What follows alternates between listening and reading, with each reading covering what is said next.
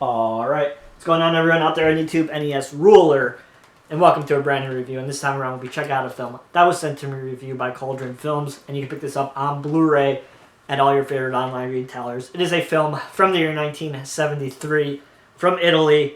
It goes by the name Shanghai Joe. So this is a film that is part of the East meets West subgenre of films, and if you don't know what that is, it's basically just when a Asian-based character from the East travels to the Wild West in the West of America, of course. And along the way, they meet all the tropes that you get when you get into Westerns. And of course, nobody does Westerns best than the Italians. So they, of course, hopped up on this East meets West subgenre that was starting to pick off a little bit. It really did pick up with this film in 1973. And as the 70s went on, we started to see more of these East meets West kind of films where a bunch of Asian characters were going over to the Wild West. Super interesting. There's a really great visual essay on this that talks about East meets West films. And I'll get into that in a little bit. But basically, Shanghai Joe, we basically follow our main character, Chin Hao. He arrives in America from the East, of course, and he arrives in San Francisco. And of course, he is stereotyped, and no one takes him seriously. They just see him as a Chinese man. And he takes a trip to Texas to try and become a cowboy. And all the, American Texans cowboys don't take kindly to Chin because he's a badass and he can stand up for himself, and he makes all of them look foolish. And they don't want him to succeed or anything like that. Well, one day he gets approached by this cowboy who is hired by this big millionaire in Texas. And he's basically told that he's going to help wrangle some cattle. But what we don't learn is that this billionaire is basically part of the slave trade. And they're basically capturing Mexicans and forcing them into slave labor into America, and they call them cattle. And Shanghai Joe, Chin, does not like this very much, and he gets revenge on these people who are taking advantage of these Mexicans who are basically being captured and forced to work labor. And Shanghai Joe goes around and he takes them out one by one in all these different scenarios. The billionaire catches whiff, and he sends all these assassins after Shanghai Joe, and he picks them off one by one in typical fashion. Now, this movie, is it a good spaghetti western? No. Is it a good kung fu film? No.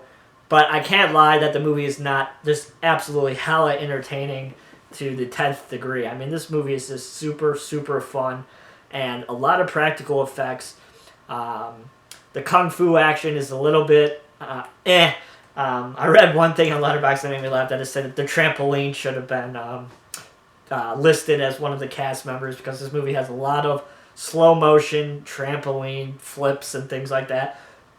And then at the end of the film, in our final main showdown, you see wires all over the place with these guys flying around on wires. This is absolutely ridiculous. But, like I said, it's hard not to have a fun time with this movie. It's a very stereotyped a lot of the time. I mean, a lot of the dialogue does not age well whatsoever, but that's just a risk you take when you watch 70s Italian films. Does not age the script, but the effects, like I said, are all practical, all look really great. There's a lot of maiming, body parts getting cut off, people getting stabbed, lots of gore, lots of fun with this one, eyes getting pulled out of people's heads. It's just batshit crazy, but it's really, really a good time and a really fun film. They made a sequel to this film.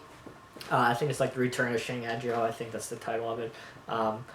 According, it's a big disappointment. Klaus Kinski's was in this film, returns in that film. But I've heard it's not very good, so I don't even know if it has a Region 1 release. I would have to look that up, but Klaus Kinski's in this film very briefly, like he is in a lot of these random Italian films. He pops up, plays one important character, gets all his goods in, makes a boatload of money and leaves. This is another one of those movies, but he does a good job. He plays this guy who scalps his victims, and he goes after Shanghai Joe, of course. But overall, Shanghai Joe, really fun movie, really interesting plot about slave trade and buying Spanish people and using them as slave labor and wrangling them up like cattle and then pissing off Shanghai Joe, and he goes crazy. There's a little bit of a love story between Shanghai Joe and one of these Mexican Americans. It's fine. I mean, it's the most throwaway part of the story, but at least it has some sort of concrete narrative there with him and this love interest, and with the whole wrangling of the slaves. There's at least a little bit of a coherent narrative. It's just not a bunch of nonsensical bullshit, so I give it some credit there. The transfer on this looks pretty good. Cauldron usually does a good job with their transfers. It looks good. It has English audio track as well as the Italian audio track, both with subtitles. I watched this in English, actually, which I usually don't do, but the film takes place in America, so I figured, what's the point of watching Americans speak Italian? So I just put on the English dub.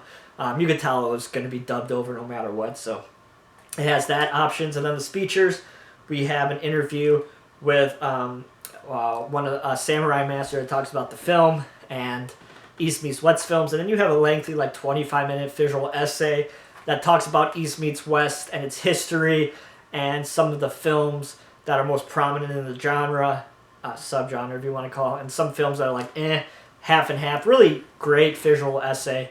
Like I said, 25 minutes. Highly recommend you check it out. I love visual essays. Most stuff that I learn about film in general usually comes from visual essays from these kind of releases. So really great half an hour featurette about East Meets West films. I highly recommend you check it out. Then you got a commentary track and then a trailer and image gallery. So some good features on here from Cauldron like they usually do.